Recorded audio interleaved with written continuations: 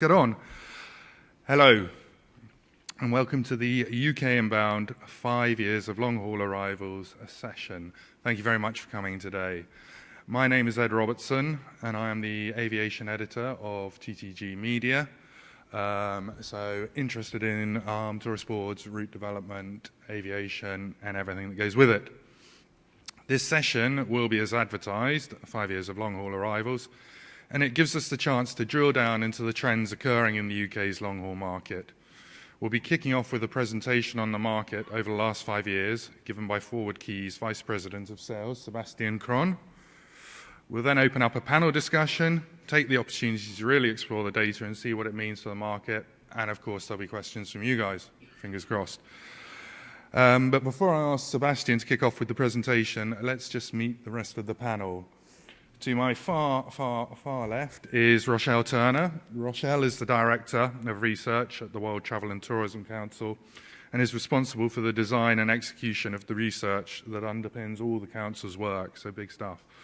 She has spent her whole career conducting consumer, market and policy research within the tourism sector, so she really knows her numbers.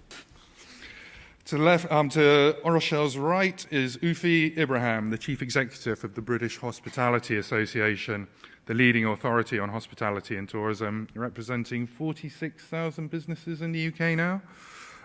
She's also spearheaded the establishment of the Tourism Industry Council, a joint government and industry working coalition chaired by the UK Minister for Tourism, and she now serves as a member on it.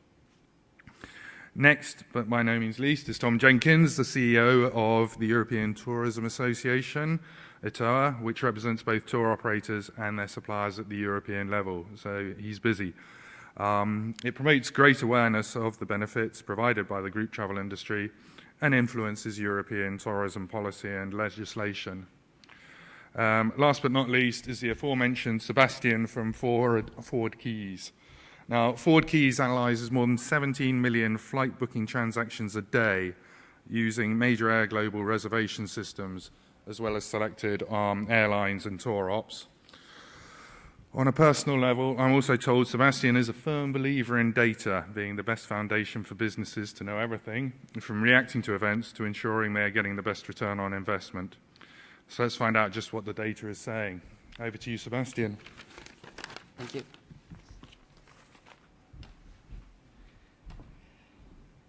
Hello, everyone. So happy to give you an overall picture about the UK and in particular the London inbound trends and the outbound trends. Just to give you a quick overall idea about what we do. So ForwardKeys is providing business intelligence services using different data sets. So we quote the one using Booking, but we work also with other sources. The one I'm going to present today only use those travel agencies' bookings. And the analysis that we are going to see today is mostly focused on the long-haul markets. As you can see, ForwardKeys operates with really different, the world travel and tourism ecosystem. So we work with tourism boards, but we also work with tour operators, with airports, with retailers, theme parks, etc. So we like the idea of being an expert in passengers' trends and travel and profiles. And we provide this information both for the past and the forward-looking. And this is what I'm going to share with you now.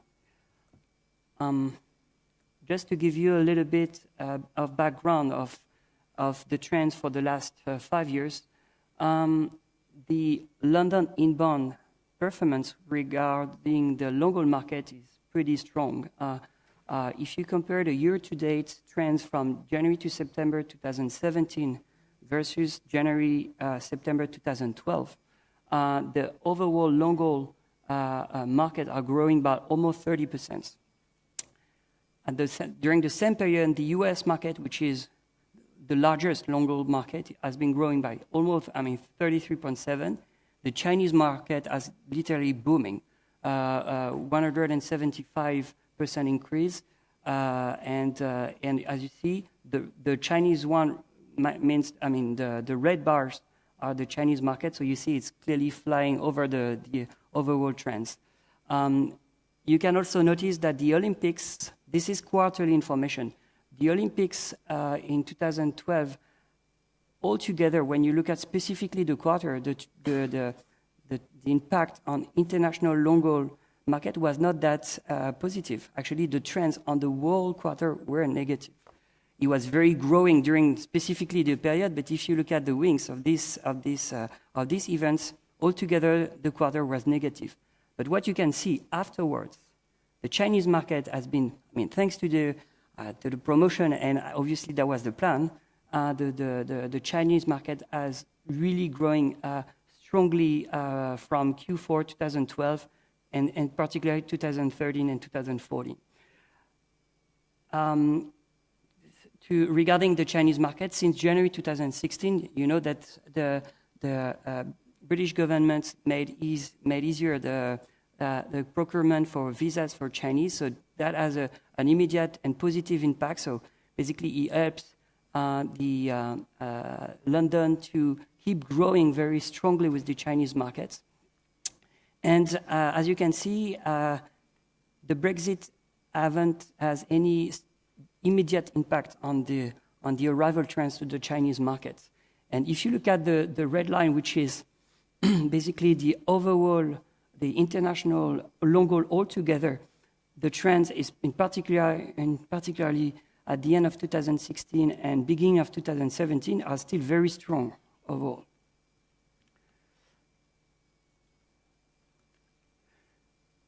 Now, going back to, as you know, our industry is extremely sensitive, and terrorist attacks over the last years have been had a very significant impact on some of the key destinations in Europe. The first one was Paris in November 2015, and this slide basically shows you the recovery cycle. As you can see, it took months to Paris to recover. And more regular, unfortunately, were the terrorist attack, less the impact was obvious on the booking trends. It's now, that's something that is said in the industry, but the market is getting, unfortunately, we're getting used of those terrorist attacks, and we and the long-haul markets as well are not reacting the same that they did for the Paris attack. Paris attack was very shocking because it was the first one. There were awesome media coverage for these events. Not saying that the attack that happened afterward were less important, but clearly the impact on the booking were getting down. And I would say by chance, because terrorism is not can't win the battle against terrorism. That's the positive message I can see here. And if you just look at the analysis we did after the Westminster attack, you see that there were a drop because the trend were very positive. It becomes flat for the second week, and you go back to growth the following week. So clearly, the resiliency on the after terrorist attack has completely changed, and that's altogether very good news. Now, when you look at into details what happened on the Chinese market, which is a long-haul market, also quite sensitive on terrorist attack, you see that on 2000. So this is a slide from 2016, February 2016 to July 2017. You see that February, March 2016, the Chinese trends, this is year-over-year trends, okay, on a weekly basis. You see that the trend of the Chinese market was really, really strong, over than 40%. Right after the Westminster attack, I would say the trend collapsed, like all the long-haul markets, but we're still more growing than the overall trend for long haul. From mid of March, it was already recovering. And after the Manchester bombing, then we saw a very strong impact because you see the line 0, so the the red line for the Chinese market is negative. So at this time, for this particular week, there were much less booking than previous year, same week. But again, you see the week after is growing back. So there is an incredible resiliency on the UK in general and in London in particular for this analysis. But what is interesting is to see now kind of decrease on the Chinese markets since June 2017, and we will talk about it a little bit later.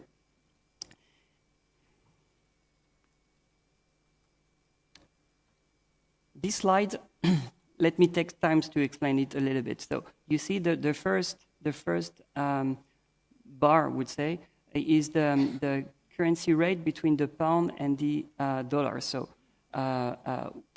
at the beginning of 2016, 1 pound means $1.47. Okay, so up to the Brexit vote, the trends between the US dollar and the pound were very stable. Right after the Brexit, and for all the economical mechanism that you know, the currency rate of the pound decreased, and it went down up to $1.22 when Trump has been elected. That's one of the landmark we put in our timeline. So on this period, the value of the pound decreased by 18% in a little bit less than 4 months. Then after, okay, since the Trump election, it's growing back. Okay, so it's growing by 5% on the first half of 2017, and since the second half of 2017, it's growing by 6%. Now, what is interesting is to look at the mechanism and the impact it has on the bookings and the arrivals. If you look at the arrivals, the trends for long-haul market were slightly negative up to the Brexit. Okay, it was minus 2% year over year. Then during the Brexit, it went down by almost 3%, so much less than what you can see when you look at the devaluation of the pound. And then the growth has been extremely solid, plus 14 and plus 11. So altogether, 2017 looks very good in terms of arrivals. But now, if you look at the bookings, the trend is completely different. And this is where this is one of the main insights. Actually, the evolution of the currency has a very limited impact on the arrival trends, but more on the booking trends. And as you see, when the booking trend, the international booking trend, were quite decreasing before the Brexit, and after the Brexit, thanks to the devaluation of the pound, the UK and London in particular were more affordable for the international long-haul markets. So then the booking grew by almost 5%, and you see that the trends are still very solid. It's slowing down since the second half of the year in 2017, but it's still growing. When you look at specifically the US markets and London, you see that clearly the value of the dollar increased. The value of the pound increased again from, let's say, March, and the bar chart, the blue one, are the booking trends on a monthly basis. So you see there is a kind of correlation, reverse correlation. You have the increase of the currency rate, and you have a clear drop in terms of bookings. And obviously this will have an impact on the second part of the year for the US markets to London, and might have an impact for early 2018. When you look at on the global picture, the Americas, so basically North America, Central America, Caribbean, and South America, has been growing by almost 17% from year to date, so basically Q1 to Q3, so up to September. And the forward bookings are still growing by 4% for October, December, the last quarter of this year. This is the forward bookings because we're looking all the bookings that have been made up to October 31st. When you look at the Middle East and Africa, it was growing by 5.7%. On the book, forward bookings are growing by 5.8%. The Asian market are growing faster with 12.3 for the historical and 11.5 for the forward-looking. So altogether, the trends are pretty strong, past and future, plus 7% altogether for international long-haul market. But as you can see, the Americas, and when you know the information I share with you, actually, the US is already slowing down.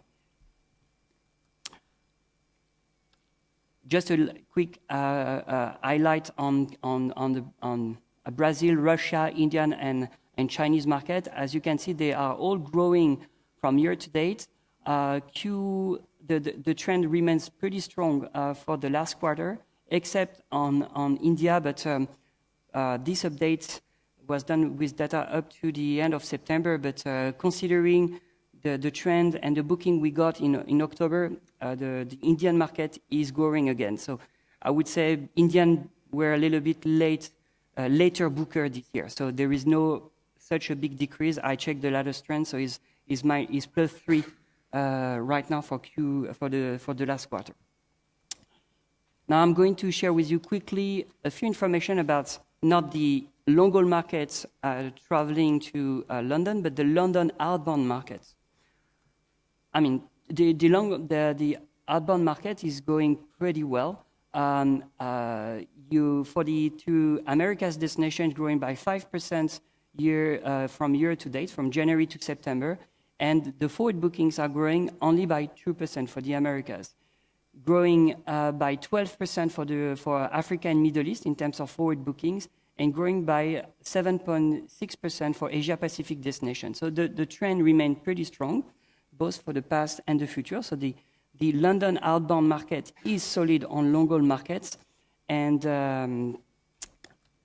if we look at specifically a few destinations, among the most growing one, among the biggest one, you see that the US as a destination has been, is quite flat. Let's say it's plus 0.6% increase year over year from Q1 to Q3.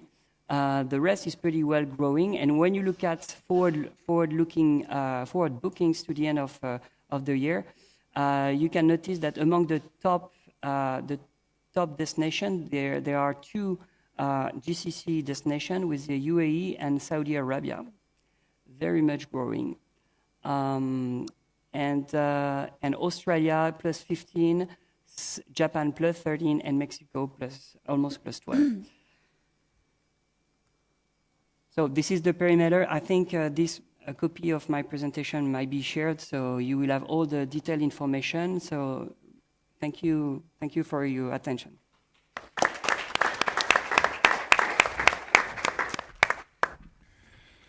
Thank you for that, Sebastian. Right, I know that was an awful lot of information, so I think the best way of having a look now and going a bit more down is if we can go through some of the slides. Oops, hang on. And then I think as a panel, we'll just start discussing what this actually means for the industry, how this works. Can we get the... All right. Right. So just briefly, again, stop here. This is an old canard, but I know, I think it's always relevant for the world even. Rochelle, the mega sports events, specifically the Olympics and this one, we're always told we're going to open the country to the world. Millions and millions of people are coming in. I mean, this actually shows we had a minus 1% drop, I think, in overall long-haul arrivals, both the Chinese and the American market looking particularly put off there. Is this common experience now at the WTTC? Is this an accepted truth? Have we put a canard to bed? I think the analysis of major sporting events and events such as the Olympics are such that people tend to defer their arrivals.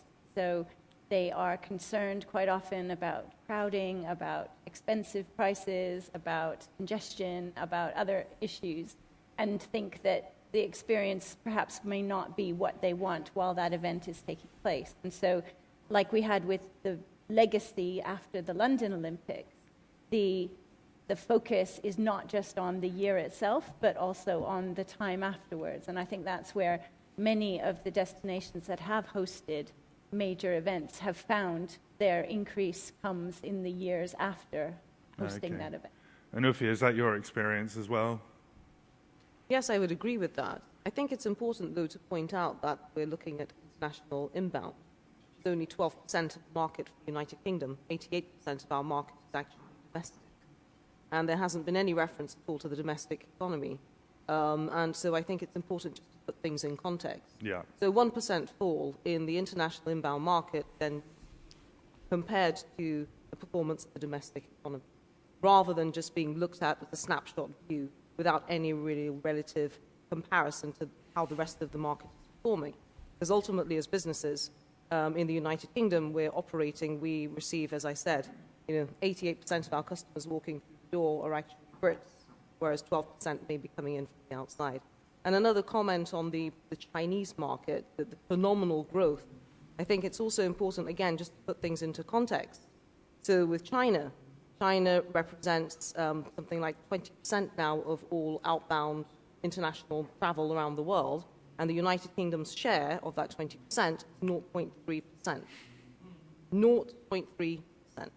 So when you look at these sorts of figures and you look at percentage increases, it's always very important, I think, to underpin it absolute context.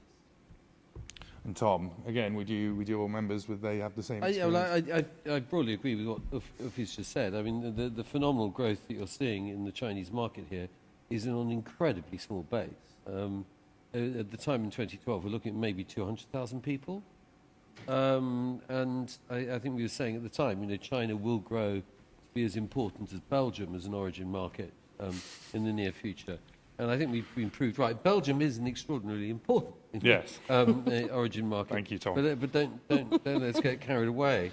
I think, and I speak as someone whose members move most of the Chinese clients into the UK. China is a market of huge importance, particularly if you're in Europe, benefiting from a Schengen visa system. Paris welcomes 2 million Chinese visitors. We don't.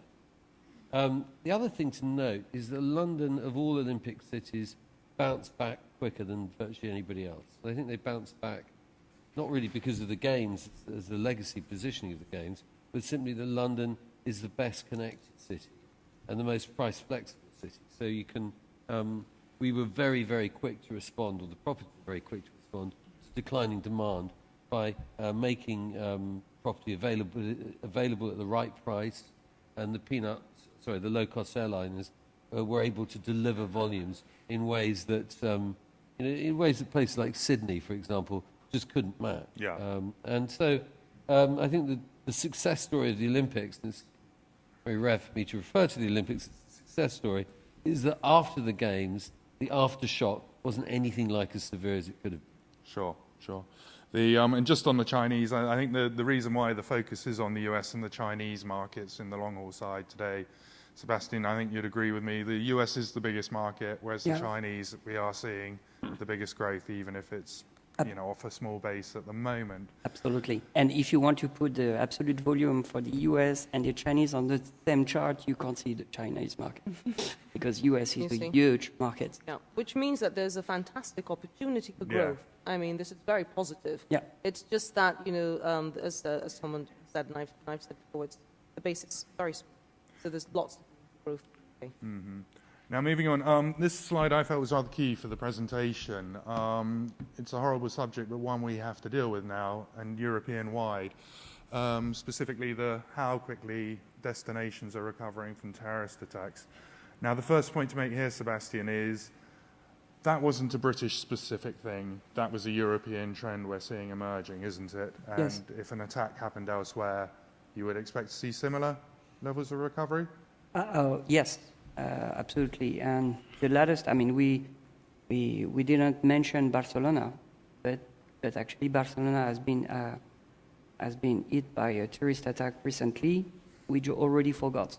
We're now already talking about the referendum and the independence of Catalonia, but the topic of of terrorist attack has been extremely limited, and clearly now the key topic, and this is the one impacting the trends and the booking trends, is now all the discussion around the independence.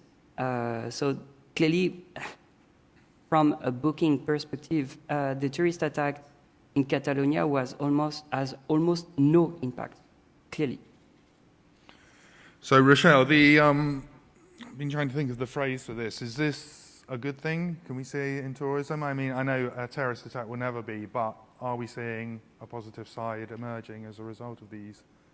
I don't think I'd go as far to say that, that terror is a good thing. I think what is happening is that tourism and tourism businesses are inserting themselves much more than they ever were in the resilience building and the recovery efforts that they hadn't before. That tourism now sees itself having regular conversations with security services, with homeland ministries, with other elements of industry that are important in terms of getting business and people back up and running again after an attack. The communications coordination is happening at a much stronger and much more cohesive level than that happened before. So unfortunately, perhaps we're getting better at managing, as well as consumers starting to recognize that these things are happening almost wherever they may choose to travel. So there is less of a reaction, perhaps, for certain markets, certainly. But there is certainly a much more cohesive bringing together of tourism and other sectors that are responsible for dealing with the aftermath. And Tom, do you see your members in driving this reassurance and resilience? Are they now finding common practice? Are they sharing best practice? Well, I don't know whether they're sharing best practice. I think it is one of the most uniquely frustrating things if you're a tour operator and you're confronted with a terrorist incident, seeing bookings evaporate. I think there's two or three things to note. I mean, firstly, the level of terrorist activity has actually declined in Europe over the last 30 years. If you look at the terrorism statistics, the peak period for terrorist activity was the early 70s. Now we don't have the IRA, we don't have the bus separatists fully functioning. We have nothing like the same level of terrorist activity that we used to, we got accustomed to 30 years ago, or 40 years ago. I think that the second thing to note, and this is brought out fully in this data, is it used to be that the reaction to a terrorist incident was really regional. I mean, a bomb would go off in Paris or Berlin, and demand for the whole of Europe would collapse. We saw this most notably in 1986, with precursor for it was the Achille attack and the TWA hijacking in Athens. And then all it took was a bomb, that was quite a significant event, but it took the bombing of Libya by the American Air Force to trigger a 40% collapse in bookings, which lasted 4 to 5 months. No American, apart from one serviceman in Berlin, was harmed in 1986. Yet we saw nearly 50% of bookings wiped out. And that was really significant. And so since then, we've seen a gradual 91 with the first Gulf War, significant loss. Second Gulf War, not that significant. Since then, we're seeing very visibly here a shortening of the impact time. The open question that stands here is, this is what terrorists want to achieve. They don't want to kill people. They want to create maximum impact with minimal effort. And if they're not achieving that, what happens next? And I'm not sure what will happen next. Ify, would you agree with that? Or? I would agree. I would also just add, if I may, that this is looking at one of the incidents, the Westminster attack, then followed by the London Bridge attack, followed by Finsbury Park, and so on and so forth. So I think looking at the compounded chart is probably a better image. And a couple of things to note.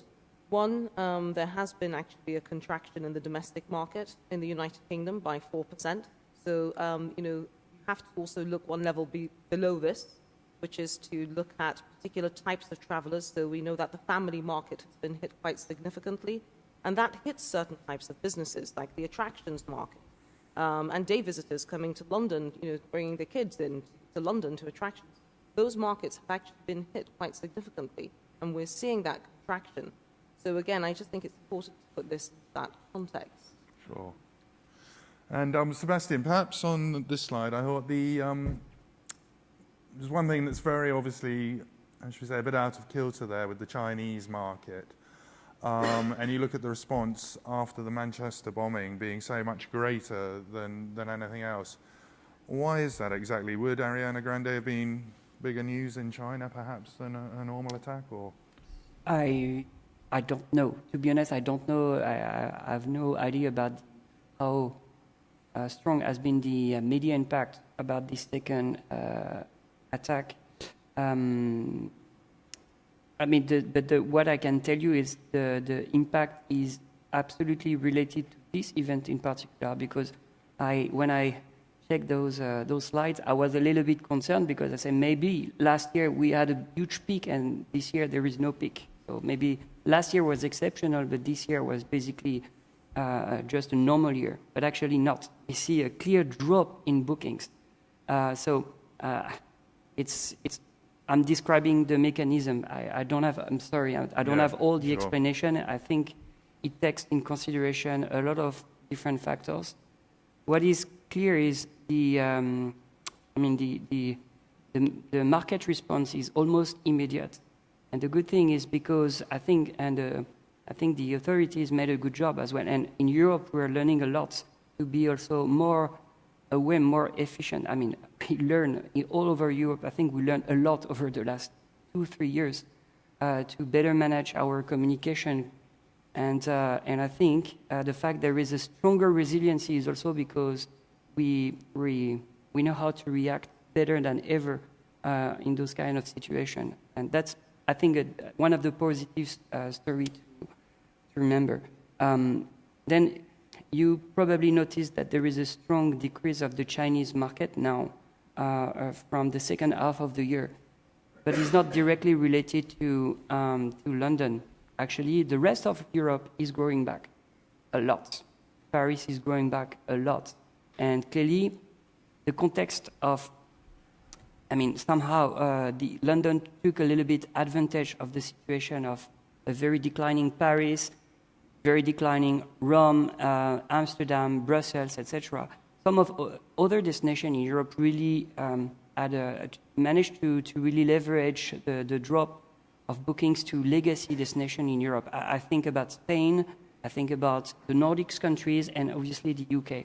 And the good thing is, altogether, the trend remained quite, overall the trend remained positive because it was not just a temporary growth. The growth is still very strong, but the reason why it's now a little bit slowing down is because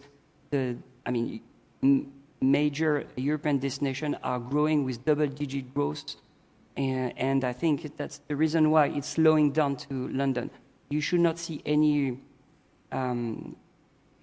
correlation with the recent terrorist attack. It might have a few, obviously, but I would say the main reason is the rest of Europe is growing back very strongly. I think that's a very important point, the point about London and the UK benefiting from the displacement of demand from other competitor destinations. Yeah. Because then, when we're not benefiting from displacement and we're seeing that growth is slowing significantly despite a very low pound, that sends some very important signals out about our competitiveness as a nation. And obviously, everybody will know that tourism taxes is something that we're very, very concerned about in the United Kingdom because we believe that it hinders our ability to compete any further. But I think it's a very important point that's just been raised. And again, one which requires, real analysis when looking at such data. Well, certainly, if you just beat me to it there, because I know you're hopping mad about this, I think. This slide clearly demonstrates just how much markets react to the value they can get in destination. And yet, the London Assembly, are they voting today on a tourism tax, or what exactly is going on there? Well, so about an hour ago, the Deputy Mayor for Business for London convened with the London Assembly, together with the COO of London Partners, which is the Mayor's agency for promoting tourism and trade for London. And the discussion around London's bid for powers to be devolved to London, enabling them to introduce tourist tax, were reviewed and revisited and supported again by the Deputy Mayor for London and presented to the London Assembly, and also assigning figures as to the amount of money that will help to generate for London, which obviously gives us grave concern because the levels of tourism taxes, according to the World Economic Forum, we're 140th in terms of competitiveness out of 141 countries around the world. Our VAT is double the rate of that in Europe. So it's 7% in France, it's 8% in Germany, 10% in Italy, 10% in Spain, 20% in the United Kingdom. I mean, no matter which way you look at it, we are unable to compete. So adding on top of that an additional tax, quite frankly, I think is biting the hand that feeds you. And also, again, shows very clearly a lack of understanding and appreciation about who is being taxed. So perhaps, some of the political thinking around this at a local level is, well, tourists are quite easy to tax because they're visitors coming into the country. They've already paid a big amount. They're traveling long haul. Adding another couple of pounds isn't going to harm them. But actually, if you think that 88% of the tourists coming in are people who are hard-earned British customers who might have saved all year round just to take that one trip to the theatre and stay overnight in London, the question is, who are we taxing? And I think that there needs to be a very long, serious thought given to this. And I have to also just thank, thus far, the CMS, Treasury and others have been very firm about recognizing that we have already got very high tourism taxes and not supporting the support from the local level. But local pressure continues and is therefore very concerning to us in terms of our future competitive performance. Sure. And Tom, with your pan-European experience... Well, I mean, it's something that isn't going to go away. I mean, I share a concern. It's very rare for a city not to have a tourism tax in Europe. They don't suffer the same levels of VAT, as I point out. But there is huge political pressure inside the city to impose taxes for precisely the reasons that Ufi outlines. What few people recognise is how expensive it is to collect. It's uniquely expensive tax to collect because it involves deferring on hotels the collection of €1 or €2 or £1 or £2 a head. And this is tough. It's almost worthwhile. I mean, we're not going to agree. Well, we would agree on this, but we don't want to admit this. It would almost be worth increasing VAT in order not to have to go around collecting this damn tax. It's a major nightmare. Yeah, well, but you won't want to go and do that. Well, I mean, obviously not. But I would agree with you that it's also a discriminatory tax because tourism benefits everyone, and yet the tax collector is being appointed to be one particular, venue in this case, one particular sector, which is very discriminatory. But ultimately, tourism is an activity which benefits our economy and our society, and therefore taxing our economy and taxing our society in a way that is going to be very, very harmful in a very price-sensitive industry where we are already, as I said, 140th out of the 141 countries in terms of our tax competitiveness is just absolutely ludicrous. And as I said, additional thought must be given, and we must ensure that those who are discussing this and reviewing this are absolutely informed about the realities of the success of the industry and whether they can continue to exploit it in a way where they will not lose out to their competition. And we can see, as I said, looking at these figures, that in spite of the devaluation of the pound, we are seeing a significant fall-off in growth just because others are now beginning to get back to their position. I think just to bring one other point, the UK Tourism Alliance also looked at this, and they make a very valid point, which is that it's a very counterproductive tax because you're trying to attract people to stay in cities. And what this does is incentivize them to pay day visits rather than residential. So you encourage day trippers rather than people who want to come and have cities. Yeah, not good for an island destination like the Rochelle, the WTTC, I mean, do they have strong opinions? Do you ever seek to influence government policy and taxation, or can you just say this is a bad idea? Yeah, I mean, we represent business. We represent the largest travel and tourism companies around the world. We are not against taxation per se, but we believe that it's important to have intelligent taxation. So if taxes are going to be collected, they need to be collected in a way which is easy on business to do so. If tourism taxes are going to be collected, they should be, a certain proportion should be hypothecated back to the industry to support the structures and buildings and infrastructure and cleanup and etc. that tourists are needed to do. That there are a number of ways that intelligent taxes can actually support travel and tourism. But making sure that there is a certain element of over-taxation that just shouldn't exist. I mean, just on a point, we did some work on the US a few years ago looking at the tax elements of different industries within the US, and tourism in the US was taxed at a much higher level than guns, alcohol, and tobacco, the sin industry. So what does that say about what we are trying to do and the impact that travel and tourism can have to generate good? Sure. May I just add just one thing? Yeah, In the United Kingdom, taxes cannot be hypothecated. So you cannot hypothecate any tax revenue back supporting the industry, so that can't be applied in the United Kingdom. And at local level, we already have something in the UK which are called business improvement districts. So businesses are already paying a levy into local business-led groups, which are then helping to put funding over and above local public services. And that's over and above everything else. So we already have a local levy system, which businesses are actually applying, where businesses decide that they can do so and want to do so. So we already have that form of scheme running. So there is no room for a local tourism tax. Well, it's interesting. And the hypothecation one is a fascinating point. I would just iterate that no city imposes a tourism tax unless they're desperate.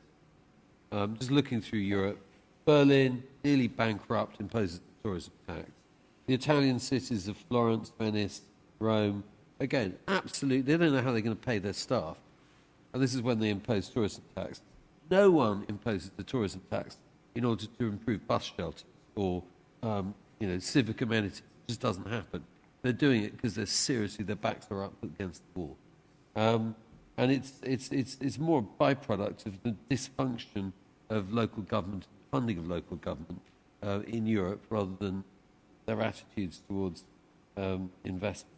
Okay, I'm going to move us on. I know we can discuss tourism taxes all day. But, I mean, this slide I think is interesting because it shows in more detail, Sebastian, what the last slide was telling us, that the minute the pound starts going up, then we're seeing a loss of US interest. Yep.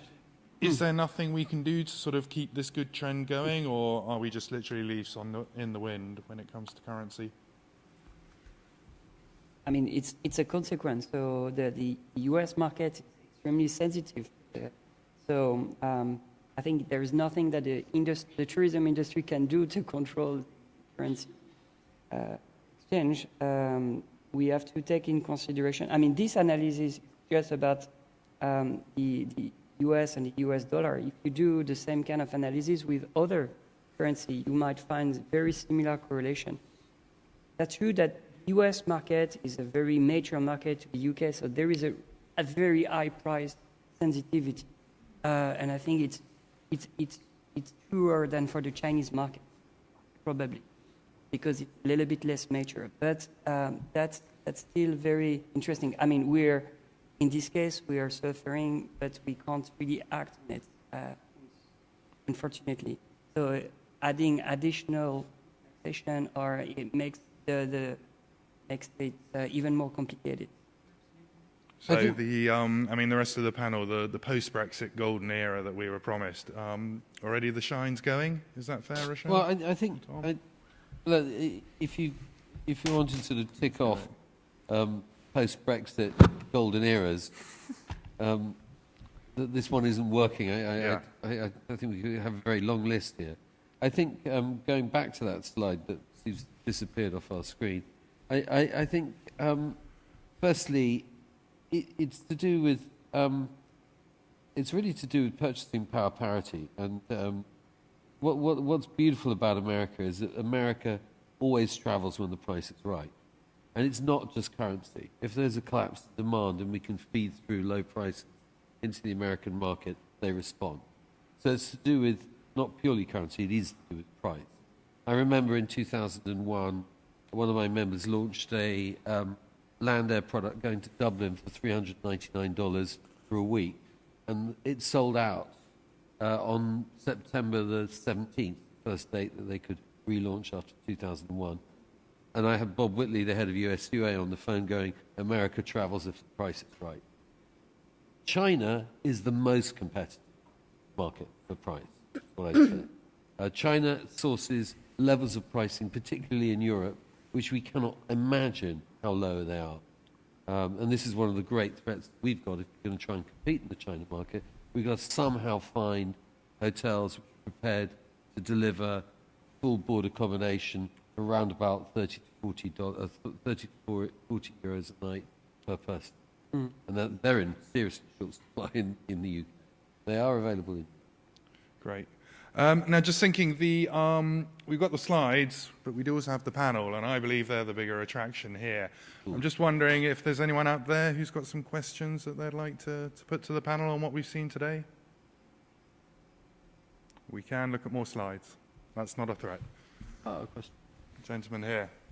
There's one slide of the slides back that said about arrivals and this one here, arrivals and bookings. Can you explain the difference of those two? The arrivals is the actual people on the ground. The bookings is us knowing that, they're saying maybe in 6 months' time I will book my flight, but I'm making the booking today.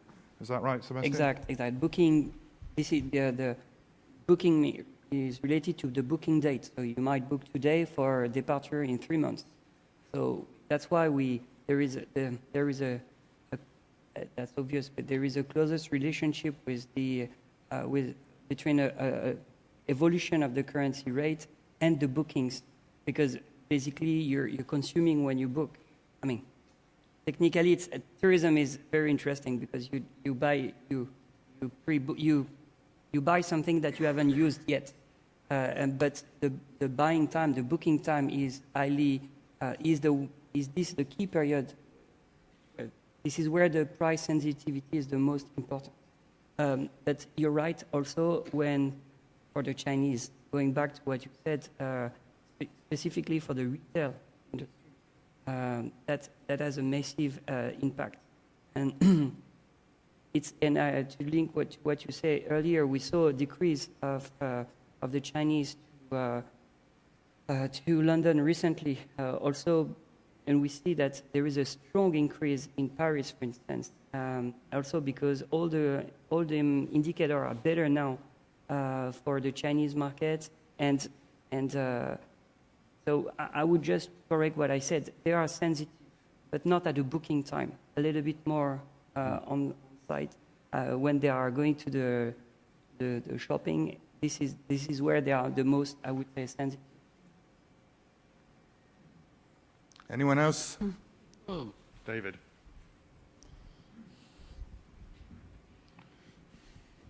I'd be interested to ask the panel what they think is the single most valuable thing that the UK government could do to attract more inbound tourism to the UK. Is it the third runway at Heathrow? Is it tax? Is it visas? What should the top priorities be if you could get government to do one thing? Rochelle. On the hot seat. I've been really interested in the last few months and just particularly the last few weeks at some of the articles coming out around the world about the UK. There was one in the New York Times just a couple of days ago. I think it was entitled, "What is Britain?" and talked about a hollowing out of what Britain is after Brexit. and we no longer stand for things. We're muddled, we're confused politically. We don't know where we are we in, are we out, but what is that? And yes, that is the media. However, to a certain extent, you feel it internally as well, and I travel a lot, and you get these questions about, well, you know, why would I go to the UK now? There's confusion, there's a lack of understanding. So, I mean, I think the most immediate thing to do is to make sure that we do recognize that we are a country with immense offering, cultural, heritage, historical, the people, and what that is. Because I think there is a danger that it could currently be forgotten in the state that we're in at the moment. Okay, thank you. Ufi, what would you do?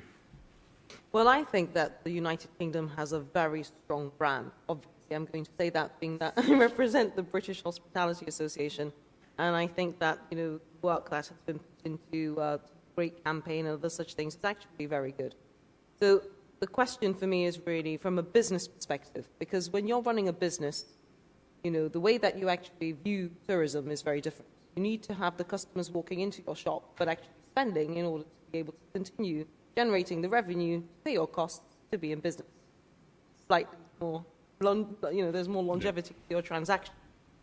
And when you look at businesses, there is serious cost pressure which is coming. There is significant headwinds in the United Kingdom facing our businesses. So they have been bombarded with not only taxes, heavy taxes on the customer side, on the demand side. You've got things like business rates. You've got huge pressure, labor pressure coming in, not just increases to labor costs, but also with the potential that we no longer be able to access or have free movement of people. Huge pressure in terms of employment. So when you look at the supply side, the business side, there is significant pressure. So within that context, the question is there a silver bullet? And I would say there is a silver bullet, actually. There is. If there's going to be one single silver bullet, it must be to reduce VAT in the United Kingdom, to give the businesses an opportunity to be able to compete.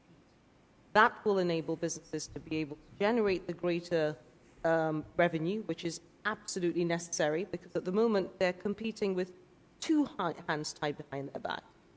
At least release one hand by reducing VAT to enable the businesses to be able to go out there and compete on a demand side, so that they can generate the revenue required to tackle the pressure coming on the cost side. So that is absolutely critical from this business perspective. We're very pragmatic. You have to run a business, you have to be profitable to be able to maintain your business, or at least break even. And at the moment, there's a lot of pressure on us, which is preventing that from happening.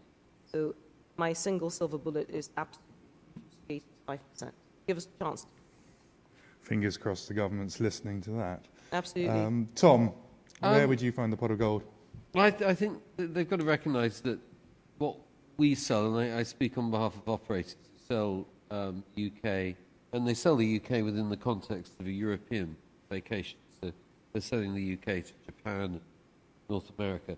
What we sell is the service economy, and we sell its health and efficiency, if I can use those two terms together, certain connotation for those of a certain age. The efficiency of the service economy, and I wonder how efficient we're going to be in a Brexit environment. I think quality of what has been offered in the UK in the hospitality sector has improved dramatically in the last 15 years, and it's improved largely on the back of the huge productivity gains granted by non-UK EU workers arriving. And to see that drying up, being reversed, is something that anybody contemplating selling this industry worldwide looks upon with horror. So they have to try and stop that. Thank you. And finally, Sebastian, I know you maintain you're the numbers guy here, but surely you have an opinion too on what we could do.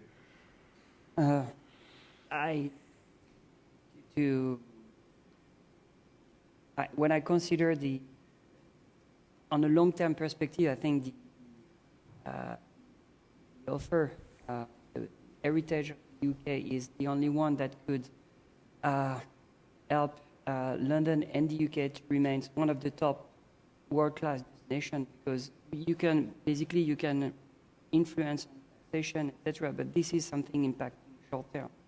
Basically, we belong to the same global economy, and there is sometimes growing, sometimes decreasing. But for me, the assets of a destination is mostly the offer, the heritage, and this is on the long-term view. This is where I think the UK government should keep investing, because on the longer term, this is what will help the UK to be always more resilient. You can obviously adjust, and on the taxation, I think it's very valuable. You're right for the short-term business.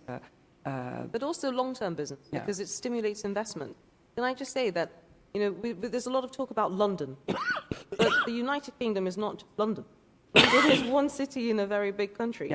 And, one fact is that in the UK, if you happen to be born and living in the coastal communities around the coastline of the UK, you are more likely to be living in poor socioeconomic conditions, poor housing, to be unemployed, to be unemployable, and to have very poor qualifications. That is an absolute stark reality of coastal communities in the United Kingdom. Now, the coastline in the United Kingdom is a phenomenal opportunity for the tourism industry to help regenerate and redress some of those terrible truths. And that all boils down to be able to giving people hope. If you're living there and you need hope, you need something to look forward to. And looking forward to a potential career is a great thing to look forward to. The fishing industry is not going to come back. Shipping is probably not going to come back in the short term. So by stimulating more businesses, invest in those areas, to invest in creating jobs, careers that give those people hope, can make a big transformational difference.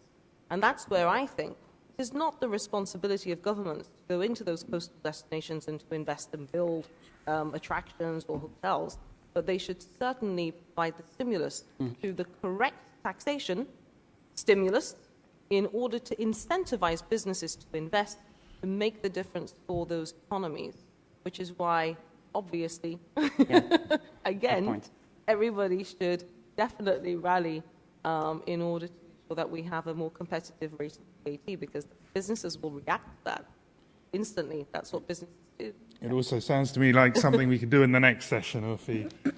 I'm just looking at the time. It is now 1:30, so a few thank yous. First of all, thank you very much indeed for the panel, for coming out, giving us their insights, wit and wisdom. Secondly, thanks a lot for all you guys. There was a lot of data there. I do believe we can share this presentation. So if you do want to look at the slides in your own time, come and have a quick chat with me now. We'll swap business cards, and I'll make sure you can see it in its entirety. But thank you very much all.